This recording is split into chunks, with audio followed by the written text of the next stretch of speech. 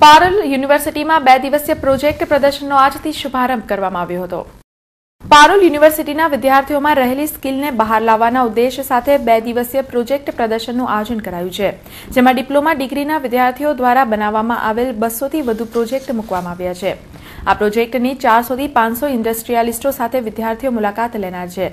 આ project exhibition એ એન્જિનિયરિંગના વિદ્યાર્થીઓ દ્વારા ફાઇનલ યરના પ્રોજેક્ટ અંતર્ગત કરવામાં આવેલ પ્રોજેક્ટ્સનું એક્ઝિબિશન છે અને પારુલ ઇન્સ્ટિટ્યૂટ ખાતે ડિપ્લોમા અને ડિગ્રી એન્જિનિયરિંગના ક્ષેત્રે મિકેનિકલ, ઇલેક્ટ્રિકલ, સિવિલ, કમ્પ્યુટર એમ તમામ એન્જિનિયરિંગની બ્રાન્ચીસ આવેલ છે અને આ બ્રાન્ચના વિદ્યાર્થીઓ દ્વારા જે પ્રોજેક્ટ કરવામાં આવ્યા છે એ પ્રોજેક્ટ્સ આજે અહીંયા એક્ઝિબિટ કરવામાં આવ્યા છે અને પારુલ યુનિવર્સિટીના વિદ્યાર્થીઓ દ્વારા જે પ્રોજેક્ટ કરવામાં આવે છે તેમાં સમાજ ઉપયોગી પ્રોજેક્ટ્સ ઉપર વધારે મહત્વ આપવામાં આવે છે કે જેથી સમાજના પ્રશ્નો હોય એને સોલ્વ કરી શકાય, ઇન્ડસ્ટ્રીના પ્રોબ્લેમ્સ હોય એને સોલ્વ કરી શકાય। એટલે આજના જે એક્ઝિબિશનમાં 200 થી વધુ એન્જિનિયરિંગ પ્રોજેક્ટ્સને એક્ઝિબિટ કરવામાં આવે છે અને માત્ર એન્જિનિયરિંગ કોલેજના વિદ્યાર્થીઓ એને વિઝિટ નહીં કરે પરંતુ ઇન્ડસ્ટ્રીના બી 400 થી 500 રિપ્રેઝેન્ટેટિવ્સ આ એક્ઝિબિશનને વિઝિટ કરશે અને વધુમાં વડોદરા સ્થિત સ્કૂલને પણ અમે આમંત્રિત કરી છે। એટલે વડોદરાના વિદ્યાર્થીઓ અને શિક્ષકો જે સ્કૂલ સાથે જોડાયેલા છે એ લોકો પણ આ એક્ઝિબિશનને વિઝિટ કરવામાં આવનાર છે અને આ પ્રોજેક્ટ એક્ઝિબિશનના અંતે જે બી વિદ્યાર્થીઓના પ્રોજેક્ટ સારા છે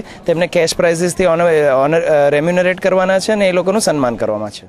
પારુલ યુનિવર્સિટીના પ્રોજેક્ટ પ્રદર્શનમાં સમાજ ઉપયોગી અને એવોર્ડ વિનિંગ પ્રોજેક્ટોને પણ સ્થાન આપવામાં આવ્યું હતું। Auto model, one wheel, motorcycle જેવા અનેક પ્રોજેક્ટોએ ભારે આકર્ષણ જગાવ્યું હતું। આજે આપણે વાપર્યું છે એ નાઇટ્રો એન્જિન યુઝ કર્યું છે। આમાં આપણો જે બેઝિક કોન્સેપ્ટ છે તે અલ્ટરનેટ ફ્યુલ જે પહેલાં આપણે ગેસોલિન વાપરતા હતા એની જગ્યાએ આપણે મિથેનોલ પ્લસ કેસ્ટર ઓઇલ, એટલે આપણે સાદી ભાષામાં કહીએ તો દિવેલ, એનું જે રેશિયો પ્રપોર્શન છે એ 4:1। જો 40 ml મિથેનોલ યુઝ કરીએ તો 10 ml જ દિવેલ યુઝ કરવાનું, એટલે કે કેસ્ટર ઓઇલ।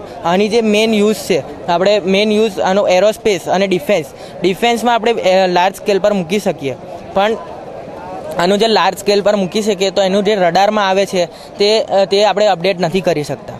એરોસ્પેસમાં યુઝ કરી શકીએ, ડિફેન્સમાં યુઝ કરી શકીએ અને જો આપણે આગળ સર્વિલિયન્સ કેમેરા લગાવવા હોય તો મૂકી શકાય। આ એક વન વ્હીલ કન્સેપ્ટ મોટરસાયકલ છે।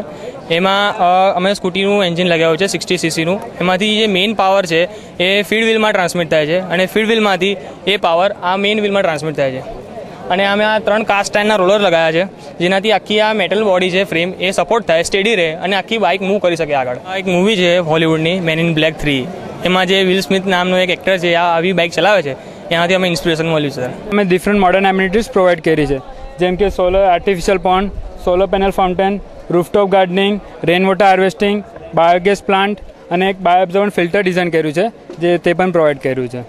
હવે જે ઘરનો જે વેસ્ટ હોય છે, સીવેજ ને સલેજ હોય છે, તેને અમે સેપરેટ કરીએ છીએ અને સીવેજને બાયોગેસ પ્લાન્ટમાં જવા દઈએ છીએ।